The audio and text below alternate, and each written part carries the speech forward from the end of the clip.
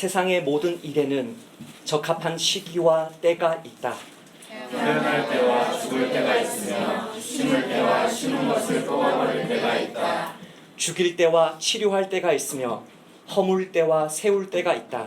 울 때와 웃을 때가 있으며 슬퍼할 때와 춤출 때가 있다. 돌을 골라낼 때와 채워 넣을 때가 있으며 포옹할 때와 포옹하지 않을 때가 있다. 찾을 때와 찾기를 포기할 때가 있으며 간직할 때와 처분할 때가 있다. 찢을 때와 꿰맬 때가 있으며 침묵할 때와 말할 때가 있다. 사랑할 때와 미워할 때가 있으며 전쟁할 때와 화평할 때가 있다. 사람들이 그들의 수고를 통하여 무슨 유익이 있겠는가? 하나님이 사람들에게 맡겨주신 과업을 내가 살펴보니 그분은 모든 일을 제때에 적합하게 만드셨고 그들의 마음에 영원을 심어두시고서는 시작부터 끝까지 그분이 무엇을 행하시는지는 아무도 찾지 못하게 하셨다. 사람에게는 인생을 즐겁게 살면서 좋은 일을 하는 것보다 더 나은 것이 없음을 내가 깨달았다. 또한 먹고 마시고 자신의 수고를 즐기는 것은 사람에게 주신 하나님의 선물이다. 하나님이 하시는 모든 일이 영원히 지속되고 아무것도 그것에 보태지거나 만회될 수 없음을 내가 깨달았다. 하나님이 이렇게 행하심으로 사람들이 그분을 두려워한다. 현존하는 것은 이미 존재해 온 것이고 앞으로 일어날 일도 이미 생긴 일이다.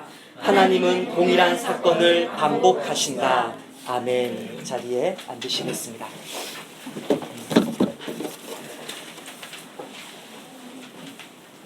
우리나라 속담에 소 잃고 외양간 고친다라는 속담이 있습니다. 가장 어린 아이가 우리 루아인데 루아는 대답을 잘 못할 거니까 우리 하원이에게 하원아, 소 잃고 외양간 고쳐라는 말이 무슨 말이니? 외양간 안 고치면 부서진 외양간에서 소 탈출하면 그때 외양간 고친다. 그 사람 바보지? 와 진짜 누구 집 자식이에요? 네. 저는 소 잃고 외양간 고친다는 말을 처음 딱 들었을 때 무슨 느낌 들었냐면 아 순서를 말해주는 거구나. 소 잃고 그 다음 외양간 고쳐라. 아 원래 그렇잖아요 말이. 돌다리도 두들겨 가며 건너라. 속담이 이게 순서인데 소 잃기 전에 그죠? 소 잃기 전에 외양간을 고쳐야 된다. 외양간을 고치지 않고 부서진 채로 놔두면 소가 글로 탈출하니까. 네. 나그네 교회 주일학교 학생들 수준이 지금 들어가고 있어요. 정확한 타이밍에 관한 거죠. 제때에 외양간을 고쳐라. 모든 것이 정확한 타이밍이 있다. 우리나라는 요즘에 작년부터인가 재작년부터인가 사고 한번 터지고 나서 골든 타임이라는 말을 많이 쓰죠. 골든 타임이 있다. 제때가 있다. 정확한 타이밍, 적합한 시기를 놓치면 모든 선택들, 모든 말들, 행동들이 다른 사람들을 상처 주게 되고 우리의 인생이 꼬이게 되고 생사화복이 막 문제가 생긴다. 이 타이밍의 문제가 우리나라 속담에 있습니다. 이스라엘 지혜자들도 마찬가지입니다. 이스라엘의 그 지혜자들에게 있어서 가장 큰 이슈는 무엇이냐면 정확한 타이밍을 어떻게 찾을 거냐. 제가 잠언 말씀을 한두 구절 읽어보겠습니다.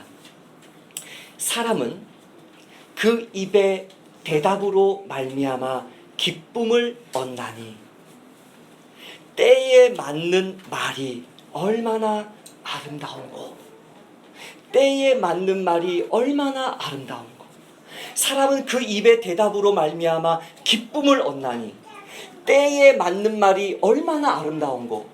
저는 사실 오늘 간증하신 지체의 간증문을 어젯밤 한 8시 될 정도까지 70% 이상을 알지 못했습니다.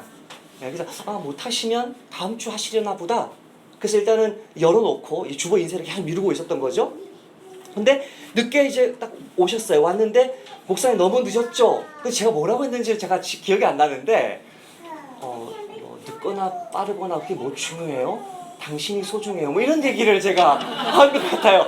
제가 기억이 안 나요. 제가 방언이 튀어나왔는데 사람의 그 입의 대답으로 말미암아 기쁨을 얻어요. 상대방과 내가 기쁨을 얻어요. 때에 맞는 말이 얼마나 아름다운가. 말 한마디를요, 그 상황에 맞게 말하는 게 얼마나 중요한가. 대인관계에 있어서 얼마나 중요한가. 더 놀라운 말씀도 등장합니다. 잠언 26장 4절 5절인데요. 읽을 때마다 이해가 안 되는 말씀이실 것입니다. 미련한 자의 어리석은 것을 따라 대답하지 말라. X. 대답하지 말라. 두렵건대 너도 그와 같을까 하노라. 어리석은 사람, 무식하면 용감한 사람, 함부로 말하는 사람, 대답하라 하지 마라. 하지 마라. 너도 그와 같이 어리석은 자가 된다. 근데 그 다음 절에 미련한 자에게는 그의 어리석음을 따라 대답하라. 두렵건대 그가 스스로 지혜롭게 여길까 하노라. 도대체 대답하지 말란 말입니까? 대답하란 말입니까? 예? 이종탁 목사님, 사모님이 나 이뻐 물어볼 때 어떻게 대답해야 됩니까? 일단 심호흡을 해야 됩니다. 심호흡을 하고 이게 어떤 문맥인가 지금 이게. 내 심호흡 한번 하고 아주 진정이 담긴 말로 이뻐 이렇게 해야 되는데 그거를 이뻐 영혼이 없는 말 하면 그 주는 반복기가 어렵습니다. 어쩔 때는 대답해야 되고 어쩔 때는 대답하지 않아야 되는데 대답해야 될 때와 대답하지 말아야 될 타이밍을 분별하는 지혜가 이스라엘 지혜자들의 굉장히 큰 이슈입니다. 사실요, 여러분 이런 말 들으면 저 목사님은 복음을 모르는 분, 저분 예수님의 십자가와 부활의 복음을 모르는 분이라고 오해하고 비난하셔도 좋습니다. 자, 이렇게 얘기하겠습니다. 예수님 믿고 나서 왜 바로 천국 안 가는 것입니까? 예수님 믿었으면 바로 천국 가지. 왜 하나님이 우리를 여기 남겨뒀어요? 하나님이 우리를 구원하신 목적이 도대체 뭐예요? 예수님 닮는 것입니다. 예수님처럼 생각하고 말하고 행하는 것입니다. 예수님을 보여주는 것입니다. 내가 예수님을 닮아갈 때에 내가 전하는 그 말에 능력이 생깁니다. 내가 예수님을 닮아가면요, 내 주변 환경이 천국으로 변해요. 이런 말 하면 사람들이 뭐라고 생각하냐면 저건 율법 아니야? 저건 뭐 복음을 모르시는 분이네. 우리 개척교회니까 여러분이 왔다 갔다 하시지만 어느 날 이런 날도 있어서 제가 복음을 막 전하고 나서 설교 끝나고 나니까 그 교회 오늘 처음 오신 분인데 그 뒤로 안 오셨는데 오늘 목사님이 설교한 중에 예수 그리스도 십자가가 한 30번밖에 안 나왔대. 복음이 없는 설교라고. 이렇게. 놀렐루야 이렇게. 말하는 한마디에서 예수님의 능력이 보이지 않으면요, 우리 가정이 서지 않습니다. 말하는 한마디에서 예수님의 그 생각과 말과 태도가 드러나지 않으면 나를 구원하신 주님의 구원 계획은 이루어지지 않습니다. 정말 복음은 지혜로운 삶 없이는 능력을 발휘하지 못합니다. 기독교인들에게, 유대인들에게 이게 큰 이슈였습니다. 적합한 타이밍에 정확한 때에 말하는 것, 이것을 오늘 전도자도 동일하게 다루고 있습니다.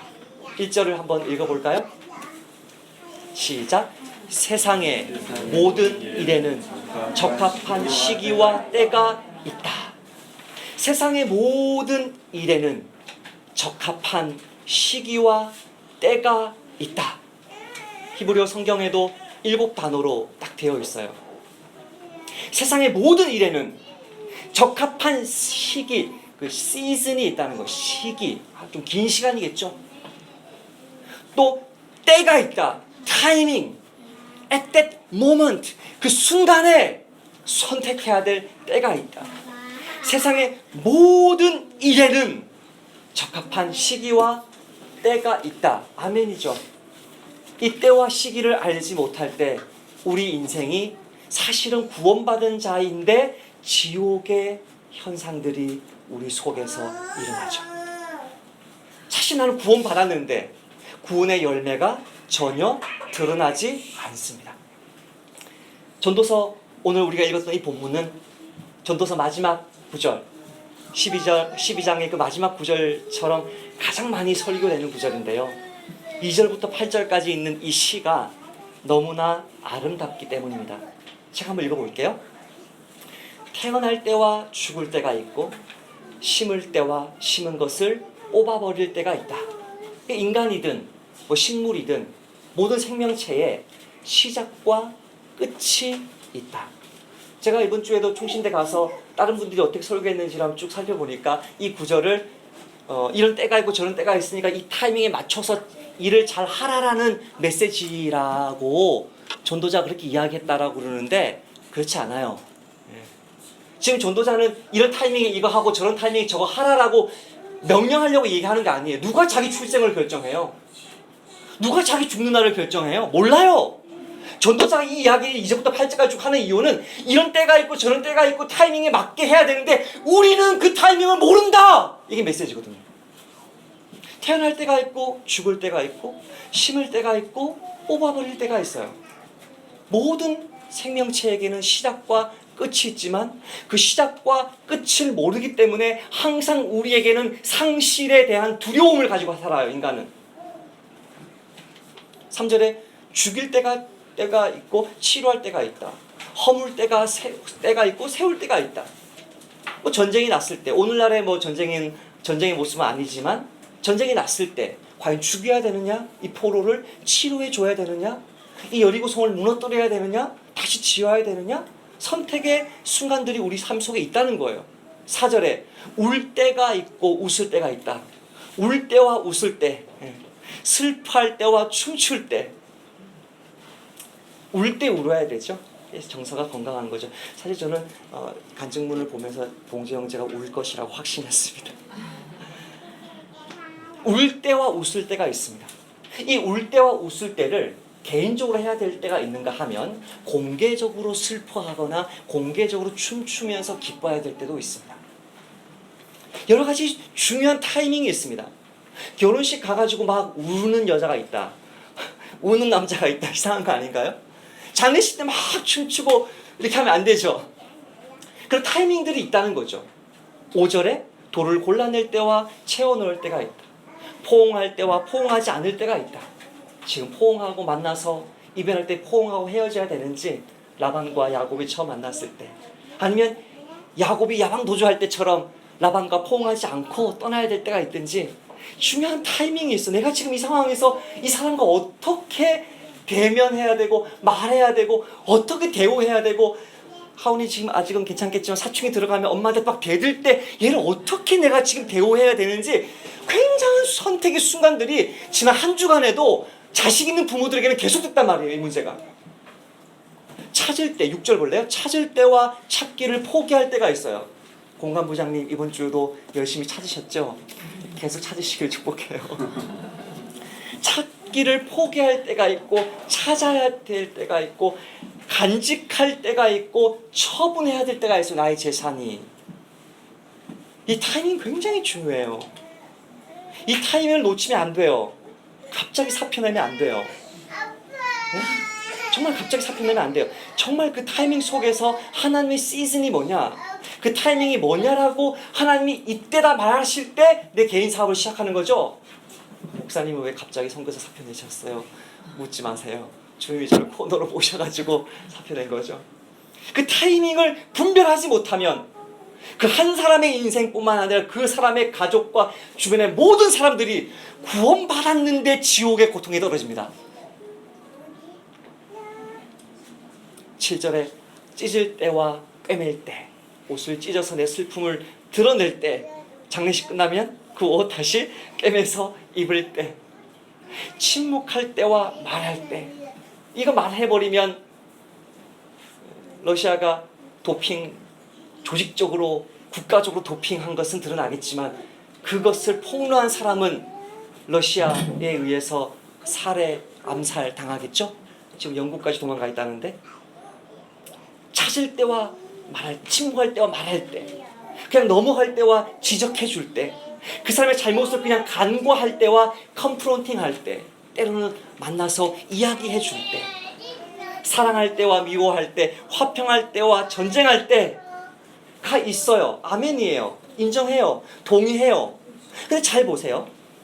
1절부터 8절까지 이렇게 아름다운 시를 쓰고 나서 전도자가 결론을 어떻게 내리나요? 9절 결론을 내립니다. 9절 한번 볼까요? 시작. 사람들이 그들의 수고를 통해 무슨 유익이 있겠는가? 사람들이 그들의 수고, 이 아말, 이 토일, 이 고생, 이 어떤 고생이에요? 끊임없이 선택해야 되는 고생. 끊임없이 결정하고 판단하고 내 삶을 던져야 되는, 그것을 해야 되는 그 고생과 수고를 통해 무슨 유익이 있겠는가? 해 아래 사람이 행하는 온갖 수고, 아무 유익이 없다라고 전도자는 1장 3절에서 이미 이야기한 것을 동일한 히브리어를 써가면서 이런 선택의 수고조차도 너무 무의미하다, 헛되다, 가장 적합한 때를 따라 어떤 말이나 행동을 선택하는 수고가 정말 무익한 것입니까? 1절부터 8절까지는 예스예요. 아멘입니다. 그러나 9절 이후로 정말 아멘입니까? 전도자가 왜 이렇게 낙심한 것일까요? 1절부터 9절 지나서 10절, 11절에 들어와 보면 전도서에서 가장 해석하기 어려운 구절이 등장합니다. 10절, 11절 말씀을 제가 한번 읽어보겠습니다. 하나님이 사람들에게 맡겨두신 과업을 내가 살펴보니 그분은 모든 일을 제때에 적합하게 하셨고 사람들의 마음에 영원을 심어두시고서는 시작부터 끝까지 그분이 무슨 일을 행하시는지 아무도 찾지 못하게 하셨다. 전도서도 마찬가지였고 히브리서도 마찬가지였고 다니엘서도 마찬가지였는데요. 지금 우리가 계속 연속해서 보고 있는 성경 66권 중에서 어려운 성경들의 특징이 무엇이냐면 히브리서든 다니엘서든 전도서든 어려운 성경들은 성경 전체가 어려우니까 성경 전체를 아예 안 보는 거죠. 안 보다가 몇몇 중요한 구절, 유명한 구절만 암기를 하는 거예요. 우리가 암송을 해요. 그러나 그 암송을 하는 구절 중에 대표적인 구절이 전도서 3장 10절 11절인데 3장 10절 11절을 암송할 때마다 우리는 굉장히 긍정적인 마음을 갖습니다. 이 말은 굉장히 좋은 말이라고 느낍니다. 사실 그러나 이 말은 9절에서 나온 절망, 그 절망의 이유를 말해주는 구절입니다. 사람들이 그들의 수고를 통하여 무슨 유익을 얻겠냐? nothing이다. 아무것도 아니다. 공허한 것이다. 헛된 것이다. 왜 그러냐? 그 이유를 말해주는데 그 이유가 바로 하나님이 사람들에게 맡겨주신 과업을 내가 살펴보니까 1절부터 8절까지 살펴봤죠? 2절부터 8절까지 살펴보니까 그분은 모든 일을 제때에 적합하게 만드셨다. 예스. 1장 1절에 3장 1절에 말한 그거 동일하게 얘기했죠?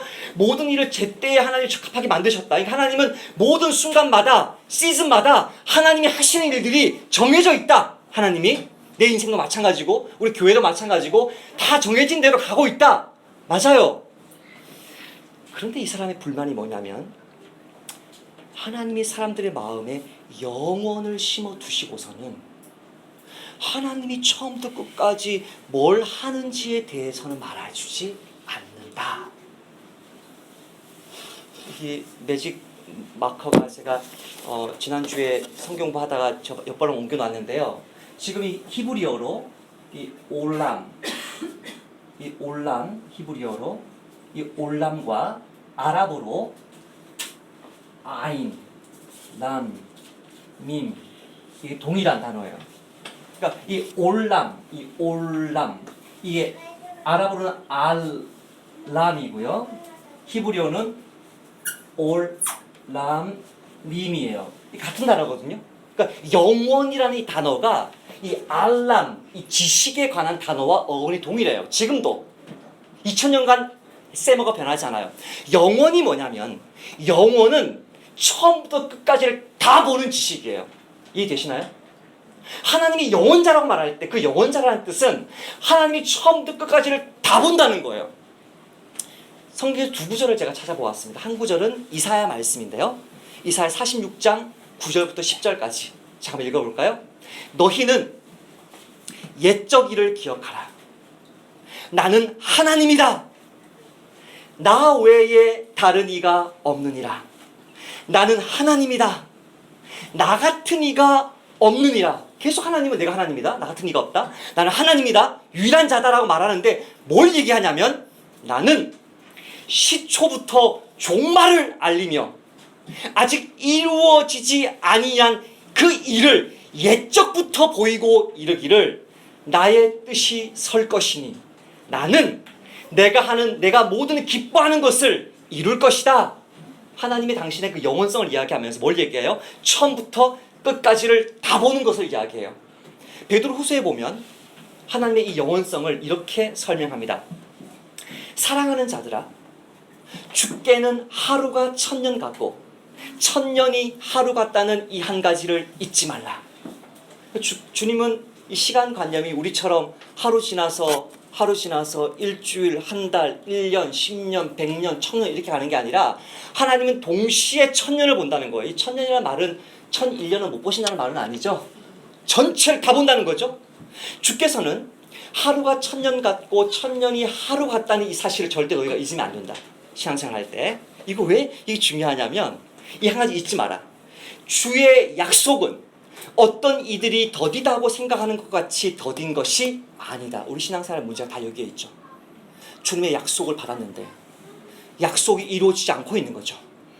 분명히 변화시켜 준다고 했는데 이 환경 변화시켜 준다고 그랬는데 나를 어떤 사람을 변화시켜 준다고 그랬는데 이게 안 이루어지고 있는 것 같은 거죠. 그러니까 사람들이 어떻게 조롱하냐면 야 살아있냐? 너의 신앙이 진짜냐? 그걸 그렇게 믿고 있냐? 아니다. 더딘 것이 아니고 오직 주님께서는 너희를 대하여 오래 참으사 아무도 멸망하지 아니하고 회개하기를 이르시기를 원한다. 그 회개하라고 늦추고 있다는 거예요. 그러면 끝까지 가겠네요. 본의자매 끝까지 니나 너 놀아도 되겠네요. 재림이 없을 거니까. 그렇지 않고요. 뭐라고 말하냐면 그러나 주의 날이 도둑같이 온다 그래요. 무서워요. 인내하시면서 늦추시면서 그 약속의 성취를 조금만 한 명이라도 구원하려고 늦추면서도 도적같이 오는 그 타이밍은 하나님이 지금 보고 있어요. 하나님의 영원성에 관한 구절이에요. 이걸 너희가 알아야 된다. 그래야 인내할 수 있다. 그래야 깨어있을 수 있다. 하나님의 영원성이에요. 그러니까 영원은 제가 설명드렸던 것처럼 영원은 아는 것이에요. 처음부터 끝까지 다 보고 싶은 거죠. 그 영혼을 하나님이 우리에게 창조할 때 심어줬어요. 어떻게? 하나님이 영원자니까 하나님의 형상으로 지음받은 사람도 영원을 소유해요. 우리는 끊임없이 질문합니다. 끊임없이 알기 원합니다. 끊임없이 생각합니다. 나의 미래가 어떻게 될까? 준서야, 난 도대체 어떤 아가씨와 결혼하게 될까? 대우라, 내 직장 가운데 어떻게 하면 견고해지는 그 시간이 언제 나에게 찾아올까? 끊임없이 질문합니다. 내 지금 상황 속에서 하루 앞을 알지 못하는 내 상황 속에서 끊임없이 결과를 알고 싶어합니다. 그 종국을 알고 싶어합니다. 내 인생의 완성을 사모하는 마음이 우리 속에 있어요. 왜? 영원한 존재니까 우리가.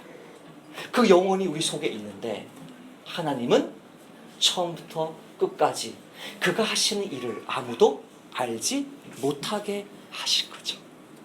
이것이 전도자가 절망하는 이유인 것이죠. 끊임없이 아이를 키울 때도 이 아이가 과연 사람 될까? 예원아, 엄마 아빠 항상 너보고 걱정하지, 그치? 이 아이를 어떻게 키울까? 무슨 공부를 시켜야 될까? 남편을 바라보며 아내를 바라보며 심지어 자식은 또 부모를 바라보며 우리 아빠가 노력을 잘 안 해요. 그랬더니 우리 준석 하는 말이 아빠 나보고 우리 아들 노력 안 해요. 말하지 말라고. 끊임없이 자식을 향해서 부모를 향해서 형제를 향해서 그 아이의 미래가 어떻게 될까라는 질문들이 일어나는데 하나님은 그 질문에 대한 답을 당장 주지 않아요. 전도자가 3장 10절 11절에서 우리 인간들은 끊임없이 선택의 순간이 찾아올 때마다 내가 하는 이 선택을 통해서 찾아올 그 결과를 알고 싶은 갈망, 동시에 그 결과를 잘 모른다는 불안에 휩싸이게 됩니다. 이번 주에 우리 교회의 공간부장님과 카톡을 주고받았습니다. 그분까지 카톡을 주고받는데 제가 이렇게 카톡에서 여쭈었습니다. 이순학 공간부장님, 혹시 오늘 시간 되시면 그 코끼리 부동산의 윤명환 그 공인중개사님 한번 만나고 오시면 좋겠습니다. 이틀 전에 그분의 사무실에서 잠깐 뵈었을 때 보증금 3,000에 월세 200에 나온 그 공간이, 저희들이 지금 양재동만 보고 있으니까요, 성도들의 집이 다 양재동 중심으로 흩어져 있어서 양재동에 나왔다고 하는데 그것을 한번 살펴보시고 사진을 찍어서 저에게 한번 보여주십시오. 그 공간을 살펴보라는 마음을 이번 주에 저에게 계속 주십니다. 한번 살펴봐 주십시오. 네, 알겠습니다. 예, 대답하시고 이런 답장이 왔습니다. 유명한 형제님과 방금 통화했는데 오늘 확인해 보니 말씀하신 건물이 다른 사람과 이미 계약이 끝났답니다. 그때 이분이 보내신 이모티콘 보이시나요? 그때 이분이 보내신 이모티콘, 네. 제가 보낸 이모티콘. 네. 그러니까 잘 보세요. 끊임없이 우리는 알기를 원해요. 끊임없이 보기를 원해요. 선택의 순간이 올 때마다 이 선택들을 내가 잘못해서 우리 성도들이, 우리 가족들이 고생하는 것 아닌가. 양재동에 하라고 저에게 정권을 주셨는데도 그 장애를 가진 그 자매가 그렇게 멀리 양재동까지 와야 되는데 또 5층을 올라갈 것이가. 더군다나 이분이 우리에게 그 계약서에 술집을 계약할 때 쓰는 그런 계약, 이 중개사님 너무나 죄송해가지고 저 중개비 못 받겠습니다. 이런 식으로 나오면 저 중개비 못 받고, 중개비 가지고 대신 그 계약서 쓰는 비용을 80만 원 그걸 낼 테니까 혹시 그렇게라도 하시려면 하십시오. 나는 이 사람 이렇게 못 하겠고, 이 사람 이렇게 하는데 교회 장로님이십니다. 교회 권사님이시고, 이 사람이 개척교회를 이렇게 멸시하는 가운데 자기 건물에 들이면 매 달마다 그 교회가 그분이 우리 교회를 어렵게 할 것입니다. 그 얘기 듣고 제가 멈추고 하는, 그래도 성도들이 저에게 그거 건물 계약해서 좋다라고 투표까지 하면서 정권을 맡겨줬는데 이걸 해야 됩니까? 너무 어려운 이 결정이니까요. 금식을 하면서 했는데도 대답이 없어요. 안 했습니다. 하지 않았습니다. 그러니까 이 고통과 아픔이 실제로 우리 속에도요, 전도자가 가지고 있는 동일한 절망과 질문들이 우리 속에도 동일하게 일어납니다. 그런데 여기서 중요합니다. 전도자의 삶과 우리의 삶도 역시 마찬가지예요. 동일한 고난이 있어요. 끊임없는 선택의 순간이 있는데 어떻게 선택해야 되는지 알지 못하는 혼란스러움이 동일하게 있을 때, 자, 전도자가 12절부터 15절까지 어떻게 결론 짓냐면요, 이렇게 이야기합니다. 12절, 사람에게는 인생을 즐겁게 살면서 좋은 일을 하는 것보다 더 나은 것이 없음을 내가 깨달았다. 개역 성경에는 이 좋은 일을 선한 일이라고 표현했습니다. 도덕적으로, 윤리적으로 선한 일. 그러나 세번역은 그런 윤리적인 선을 말하는 게 아니라 나에게 좋은 일, 그냥 객관적인 단어로 번역했습니다. 세번역이 더 옳습니다. 왜 그러냐면 12절이 무슨 뜻인지가 13절에서 나오거든요. 13절 보실래요? 또한 먹고 마시고 자신의 수고를 즐기는 것, 이게 바로 12절이 말하는 좋은 일이에요. 먹고 마시고 그냥 즐겨라. 네? 전도서 설교집이나 전도서 강해서 중에서 그런 설교집들이 있어요. 전도자는 어떤 전도자냐? 전도자는 행복의 신학자다. The theologian of delight, 기뻐하는 사람이다. 이 사람의 신학은 기쁨의 신학이다.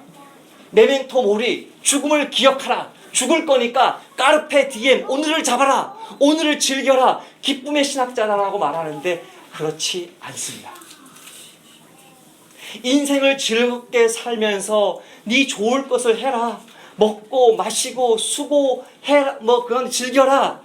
이 말은요, 우리 속에 있는 그 영혼의 그 갈망, 무언가 결론을 보고 싶고 완성된 내 인생의 청사진을 그리고 싶고 내 인생이 어떻게 나아가든지 간에 하나님의 뜻대로 온전히 이루어지고 싶은 그 열망을 잠시 내려놓고 그건 안 되니까, 그거는 불가능하니까, 하나님이 안 가르쳐 주니까, 여기 14절 15절을 동일하게 또 나오죠. 하나님이 안 가르쳐 주니까 똑같아. 그분의 인생 그 경영은, 세상 경영은 똑같아. 현존하는 것은 이미 존재해 온 것이고 앞으로 일어날 일도 이미 생긴 일이고 하나님은 동일한 사건을 반복하신다. 그분의 인생 경영이 다 자기 마음대로 하고 안 가르쳐 주니까 대신 뭐 해라?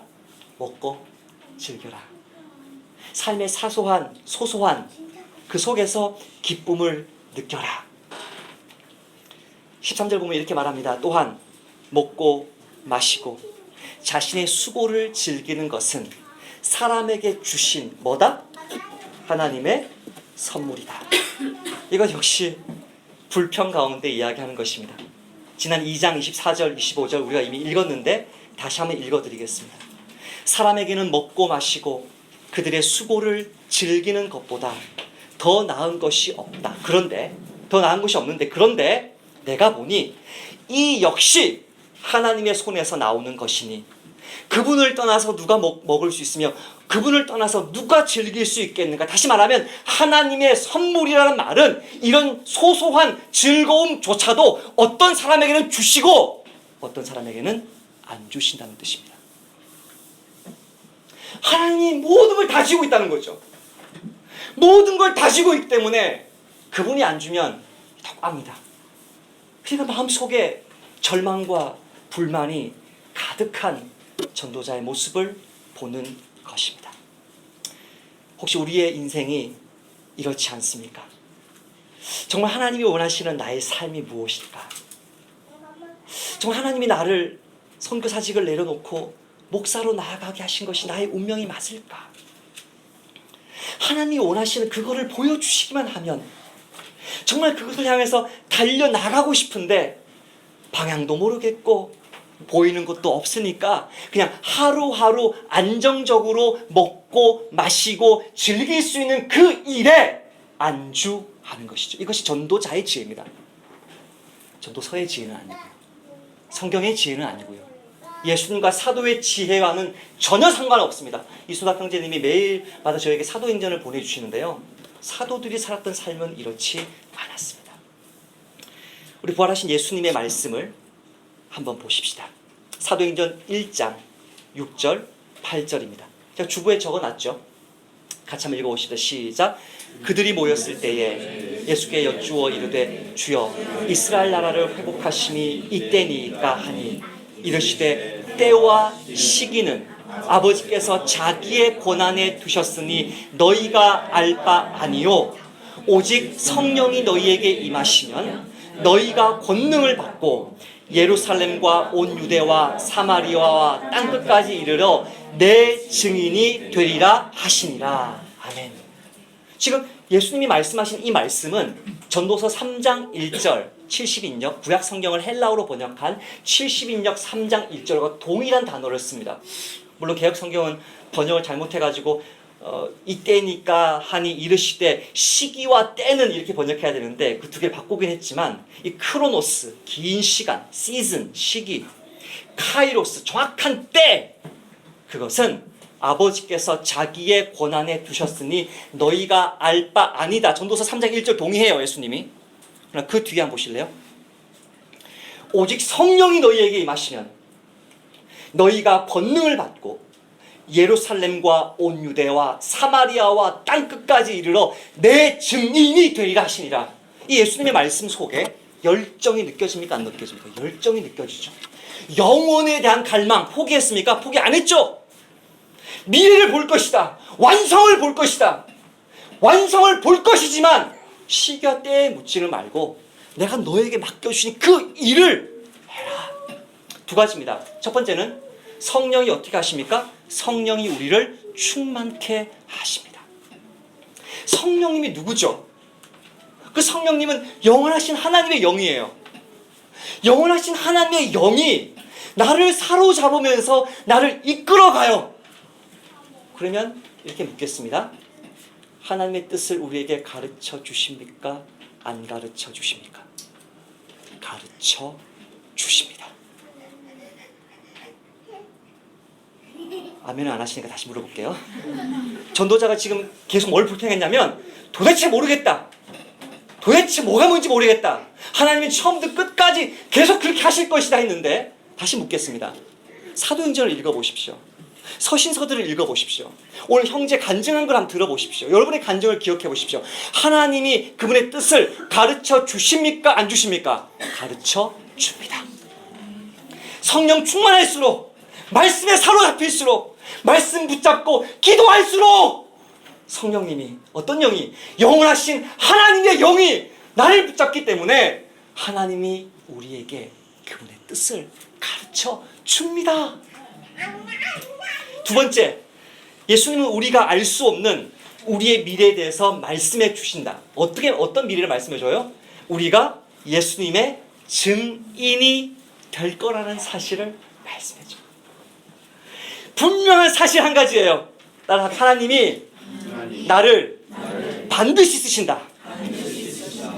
나를 언제 쓰시고 어떻게 쓰시고 어디에서 쓰시고 누구와 함께 쓰시고 어느 예배당에서 쓰시고 이걸 묻지 말고 하나님이 나를 반드시 쓰시기 때문에 영원을 소유한 내가, 영원하신 하나님의 영의 이끄심을 받는 내가 반드시 하나님의 뜻을 이룰 것이다. 아멘. 요즘에 제가 운전하다 보면 이런 경고 사인을 봤습니다. 깜빡 졸음, 번쩍 천당. 고속도로에서 졸음운전이 하도 많으니까 이렇게 이야기하는 것입니다. 깜빡 졸면 번쩍 천당이다. 저는 그 문구를 볼 때마다 불만입니다. 문구를 이렇게 바꿔야 됩니다. 깜빡 졸음, 번쩍 지옥. 그래야지 지옥 안 가려고 이렇게 운전할 텐데 저처럼 거룩한 사람, 신령한 사람들은요, 할렐루야, 아멘. 깜빡 졸면 주님 뵙는다는데 할렐루야, 아멘 안 하는 사람도 회개하시길 바랍니다. 깜빡 졸음 번쩍 천당하면은 정말 기쁘죠. 할렐루야죠, 아멘이죠. 왜 제가 이런 농담을 하냐면요, 잘 보세요. 성경은 우리에게 깜빡 졸아도 된다라고 이야기합니다. 운전할 때 말고요. 내 인생을 운전할 때, 내 가정을 운전할 때, 우리 교회를 운전해 나갈 때 졸아도 된다라고 예수님이 말씀하십니다. 시편 127편 1절 2절 세 번역으로 제가 읽어볼게요. 주님께서 집을 세우지 아니하시면 집을 세우는 자의 수고가 헛되며 주님께서 성을 지키지 아니하시면 파수꾼의 깨어있음이 헛되다. 일찍 일어나고 늦게 눕는 것, 먹고 살려고 애써 수고하는 모든 일이 헛되다. 진실로 주님께서는 사랑하시는 사람에게 그가 잠을 자는 동안에도 복을 주신다. 잠 자도 복 받아요. 아무것도 몰라도 내 인생이 어떻게 이끌어가는지, 내일 어떻게 될지, 저 같은 경우 여러분 이런 말 들으면 기겁을 하시겠지만 저는 매주 월요일마다 이것을 다짐합니다. 다음 주 주일날 설교는 뭐 해야 되는지 하나도 모르겠네. 주님 알아서 하세요. 저 한 번도 헛설교 한 적 있었나요? 저는 한 번도 걱정 안 해요. 주일 설교 어떻게 할지. 주님이 주시면 이거를 주시는 거를 잘하려고 긴장하지 뭘 설교할지 몰라가지고 설교할 게 없을까봐 걱정한 적이 없어요. 저는 그냥 자요. 자면 줘요 그냥. 우리 목사님들 잘 주무시길 축복합니다. 이 시편 127편의 이 버전을 사도 바울은 이렇게 표현합니다. 우리가 알거니와, 동일하게 하나님의 사랑이 나오거든요. 우리가 알거니와 하나님을 사랑하는 자, 곧 그 뜻대로 부르심을 입은 자들에게는 모든 것이 합력하여 선을 이루느니라. 우리가 알거니와 하나님을 사랑하는 자, 내 종착점이, 내 인생의 그 종국이 어떻게 될지는 모르지만 그분의 뜻대로 부르심을 입은 자들에게는 모든 것, 내가 자는 것, 내가 실수하는 것, 내가 잘못하는 것, 실패하는 것, 내가 방황하는 것, 모든 것이 합력하여 뭘 이룬다? 선을 이룬다. 말씀을 맺겠습니다. 아까 말씀대로 저는 오늘 나그네 교회 등록하신 형제 간증문을 정말 어젯밤에 마지막 전부를 받았습니다. 깜짝 놀랐습니다. 아니 설교를 안 해도 되겠네 내가. 제가 할 설교 내용이 이 형제의 간증 안에 다 들어가 있었기 때문입니다. 간증문 제목 제가 삼지 않습니다. 형제들의 자매들의 그 인생 스토리 속에서 한 문장을 잡아서 그것을 제가 제목으로 할까요? 이걸 할까요? 어떤 분은 3개, 4개를 제가 주고 고르게 합니다. 설교 제목, 간증 제목이 단 한 번도 실수하지 않는 하나님입니다. 저는 설교 본문 월요일날 원어로 읽고 번역해놓고 하루 종일 제가 묵상하고 타이핑은 금토에 합니다. 저는 이미 그 설교 주제 속에서 메시지가 뭔지를 알고 있고 주제 찬송이 뭔지 알고 있고 수요일 날인가 제가 찬송 주제 찬송 드리고 나서 하나님은 한 번도 실수하지 않는다는 이걸 정해놓고 있는데 이분이 지금 도대체 누가 이 타이밍을 맞춘 것입니까? 누가 이것을 조정한 것입니까? 하나님의 손이 우리와 함께합니다. 나그네 교회를 개척할 때도 책 출판을 가지고 8월, 9월 사이에 정확하게 나와야만 개척이고 아니면 저는 다시 돌아갑니다. 예배당의 문제이든 차량의 문제이든 등록 성도의 문제든 목양의 문제든 재정의 문제든 순간순간 많아요. 하나님이 저에게 가르쳐 주신 대로만 했습니다. 어떤 목양의 디테일도 제가 만들어내거나 어떤 책에서 보거나 다른 목사님에게 물어본 적이 없습니다. 끊임없이 매일마다 말씀 묵상할 때마다 끊임없이 주님이 저에게 말씀하십니다.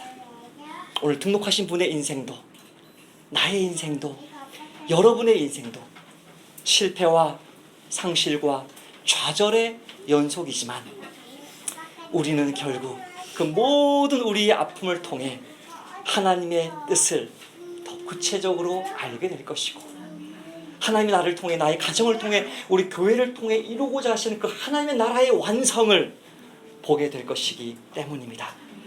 나는 우리 미래를 몰라도 됩니다. 하나님이 아십니다. 그것으로 충분합니다. 주보에 제가 적어놓은 찬송 같이 부르고 같이 한번 기도하십시다. 하나님은 실수하지 않으신다네. 찬송하십시다.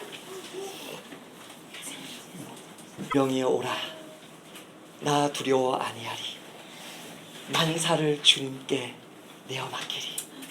이 말씀 붙잡고 1분만 합시면서 기도합시다. 주님 감사합니다.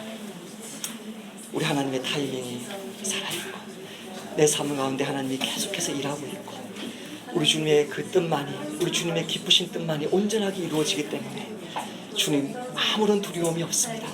절망하지 않습니다. 내 마음속에 낙심과 절망이 있는 것이 아니라 기쁨과 소망이 있음을 고백합니다. 주님 나에게 맡겨주신 나에게 정해주신 그 운명을 주십시오.